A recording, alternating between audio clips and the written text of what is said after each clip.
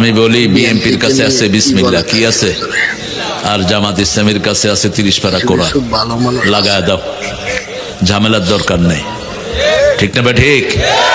দেশনেত্রী মারা গিয়ে সব দলকে কি করেছে? এক করে দিয়েছে। মাঝে মাঝে একটু ঠেলাঠেলি ছিল, এখন সব কি এক। আল্লাহ যেন এই ঐক্যকে টিকিয়ে রাখেন, আল্লাহ যেন খালেদা জিয়াকে মাফ করে দেন। এই মহিলা কোরআনকে এত ভালোবেসেছে, আল্লামা সাইদিকে ধর্ম মন্ত্রণালয়ের চেয়ারম্যান বানিয়েছে এই মহিলা। সাইদির মৃত্যুতে সবচেয়ে বেশি কেঁদেছেন তিনি, যেরকম ভাবে বাড়ি হারার পরে কেঁদেছেন এরকম কেঁদেছেন হসপিটালে। আল্লাহ যেন আলেমদের ভালোবাসায় তাকে মাফ করে দেন। একটা কোনো আলেমের প্রতি কেউ চোখ তুলেও তাকাতে পারে নাই। ঠিক না ঠিক? আর হাসিনা মসজিদ করছে, কিন্তু ইমাম করে এইরকম দৌড়াইছে, যেখানে পাইছে ধর হুজুর করে। আল্লাহ যেন আমাদের দেশটাকে ইসলামের জন্য কবুল করে।